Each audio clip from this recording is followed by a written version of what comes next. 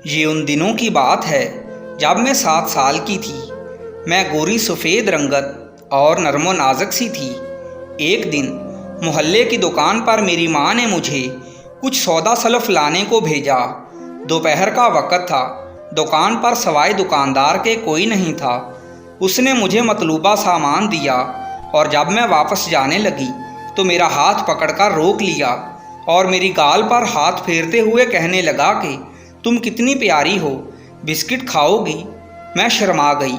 उसने डब्बे से मुझे 2 रुपए वाला बिस्किट निकाल कर दिया और जल्दी से मेरे गालों पर एक बोसा ले लिया। मैं थोड़ा परेशान हो गई और अपना हाथ छुड़ाकर जल्दी से घर आ गई। मुझे उसकी ये हरकत कुछ पसंद नहीं आई थी। भले मैं बच्ची थी लेकिन इतनी भी नासमझ नहीं थी। बहरहाल वो बिस्किट बहुत मज़े का था जो उसने मुझे खाने को दिया था। कुछ दिन बाद की बात है, अम्मी को बुखार था। उसने मुझे पैसे दिए कि दुकान पर जाओ और दाल और चावल ला के दो, मैंने खिचड़ी बनानी है। मेरे दिमाग में दुकानदार का उस दिन वाला रवैया घूम गया, लेकिन मैं चूँकि भाई बहनों में बड़ी थी इसलिए मुझे ही जाना पड़ा। दुकान पर मुझसे पहले भी 3-4 गाहक खड़े हुए थे। दुकानदार ने तसल्ली से सबको सौदा देकर फारग कर दिया और जानबूझकर मुझे उस वक़्त तक रोके रखा जब तक कि सब गाहक वापस ना चले गए। जब मैं काउंटर पर अकेली रह गई तो मुझे कहने लगा कि अंदर आ जाओ और जो चीज़ लेनी है खुद ले लो। मैं ना चाहते हुए भी दुकान के अंदर चली गई और वो मेरे बचपन की ऐसी गलती थी जिसका खुमियाजा मैं आज 20 वर्ष के बाद भी भुगत रही हूँ। मुझे उससे पहले मालूम नहीं था कि इंसान सिर्फ इंसान ही नहीं बल्कि इंसानों में हैवान भी होते हैं। वो पहले तो मेरे गालों पर हाथ फेरता रहा, फिर उसकी जुर्रत बढ़ती गई। मैं खौफ और परेशानी की अजीब सी कैफियत में मुब्तला थी जिसमें कुछ तजस्सुस की आमेज़िश भी थी। उसके बाद वो मुझे दुकान के पीछे वाले स्टोर में ले गया और काफ़ी वक़्त के बाद उसने मेरे मतलूबा सामान के अलावा साथ काफ़ी ज़्यादा टाफ़ियाँ और बिस्किट भी थमा दिए थे। मैं चुपचाप घर आ गई। अम्मी ने जब इतनी देर बाद वापस आने का पूछा तो मेरे दिल में खौफज़दा चोर घुस आया और मैंने साफ झूठ बोल दिया कि दुकान पर रश की वजह से देर हो गई थी।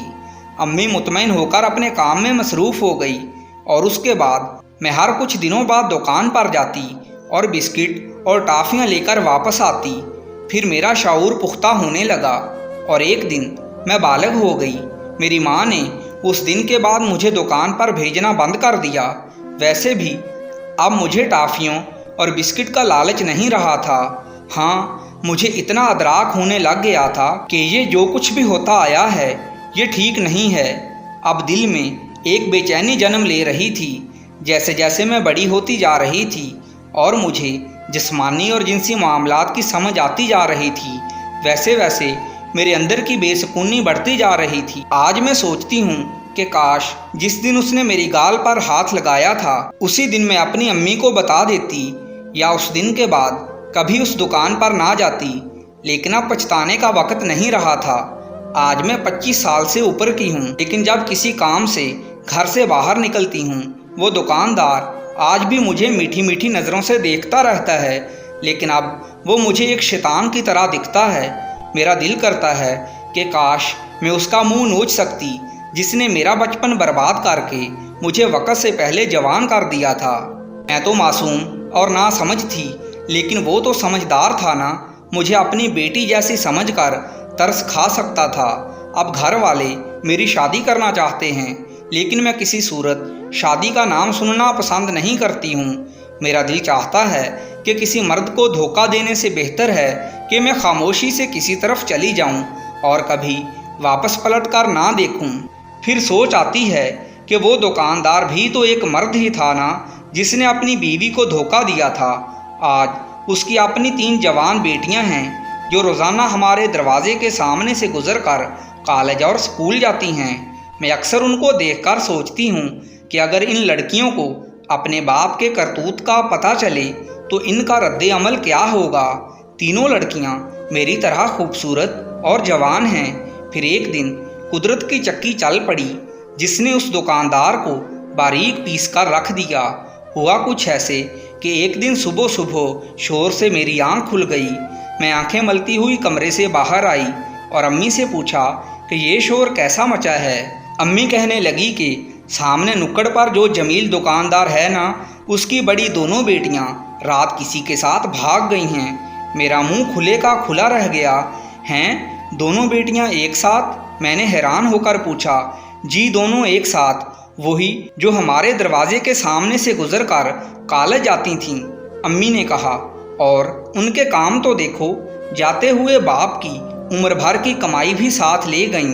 अम्मी बताकर अपने काम में मसरूफ़ हो गई और मैं सोचने लगी कि बाप की उम्र भर की कमाई को तो मैं अच्छी तरह जानती हूँ। उस दिन के बाद जब कभी मैं उसकी दुकान के सामने से गुजरी, उसने मेरी तरफ आंख उठाकर भी नहीं देखा।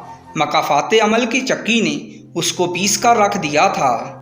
नाज़रीन किराम, इस तरह की दिलचस्प और सबकामोज़ वीडियोज़ के लिए हमारे चैनल को सब्सक्राइब कर दीजिए। शुक्रिया।